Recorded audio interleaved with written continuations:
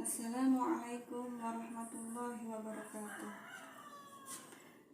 Alhamdulillahirabbil alamin. Assalatu wassalamu ala asyrofil anbiya'i wal mursalin wa ala alihi washabihi ajma'in, amma ba'd.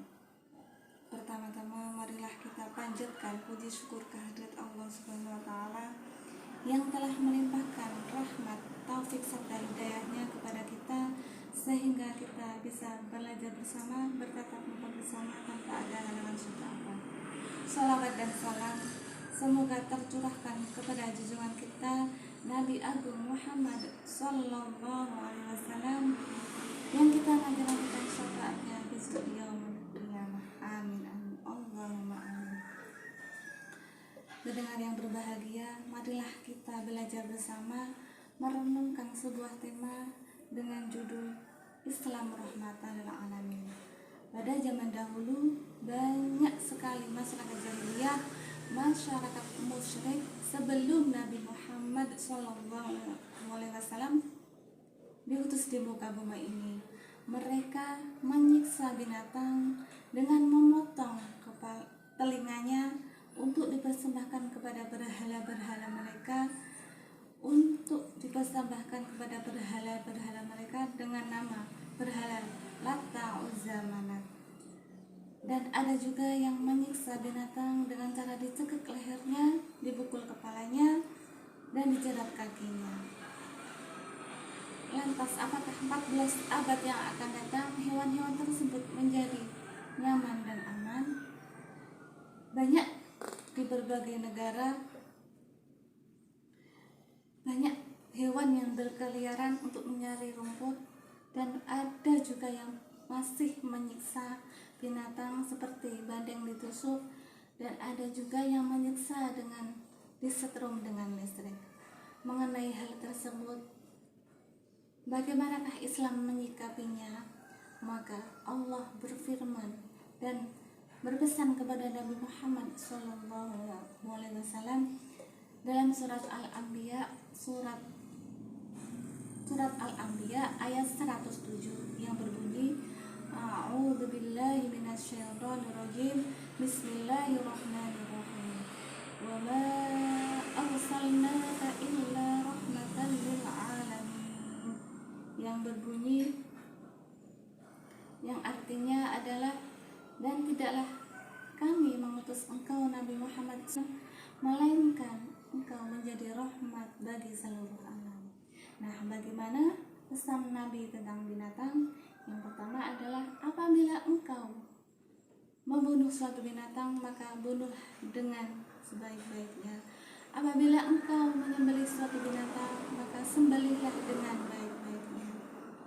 Bagaimana caranya? Yang pertama yaitu dengan menyebut nama Allah, yang kedua dengan mempertajam alat penyembelihannya, dan yang ketiga dengan menyembelih dengan nyaman dan aman.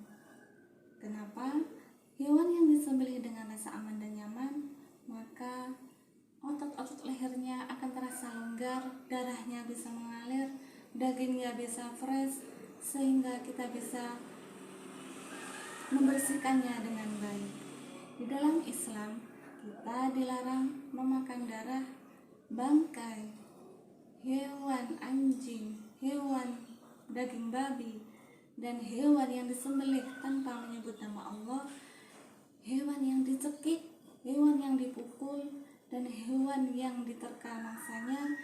Dan juga haram kita memakan hewan yang dipersembahkan untuk memuja-muja, seperti yang disebutkan dalam surat Al-Maidah ayat 3 yang berbunyi, A'udzubillahi minasyaitonirrajim, Bismillahirrahmanirrahim.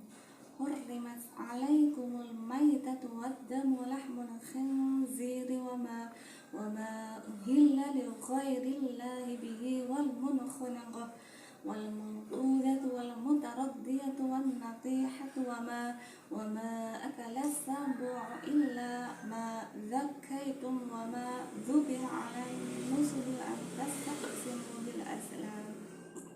Al-ayat. Maka di dalam Islam diajarkan cara menyembelih dengan baik dan benar agar makanan yang kita makan menjadi makanan yang halal dan thayyibah. Berbicara dengan rahmatan lil alamin, kenapa tertuju kepada binatang, tidak kepada manusia?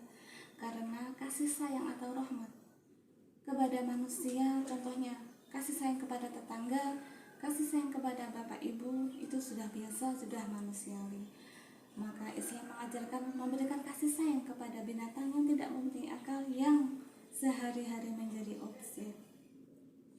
Nah, itulah sekilas arti dari ayat wa ma arsalnaka illa rahmatan lil alamin. Kedatangan rahmat Nabi Muhammad SAW kepada ternak-ternak yang disembelih, contohnya sapi, unta, kambing, ketika diambil dagingnya, hewan tersebut tidak teraniaya. Begitu juga rahmat Nabi Muhammad SAW kepada semut di dalam tanah. Nabi Muhammad SAW berpesan agar kita jangan sekali-sekali buang air kecil atau kencing di dalam sebuah tanah. Kenapa? Karena di dalam tanah itu terdapat kehidupan. Contohnya sarang-sarang nyamuk, sarang-sarang anai-anai, hewan melata, cacing, dan lain sebagainya.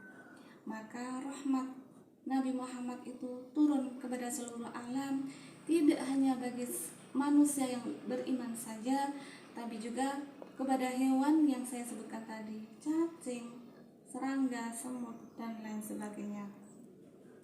Yang terakhir, marilah kita wujudkan kita menjadi muslim yang rahmatan lil alamin, saling kasih mengasihi sesama manusia, sesama hewan, dan alam semesta ini. Maka dengan cara tidak merusaknya dan menjaganya kelestariannya. Sekian dari saya. Apabila adalah salah kata, saya mohon maaf yang sebesar-besarnya. Akhir kata, ihdinas siratal mustaqim. Wassalamualaikum warahmatullahi wabarakatuh.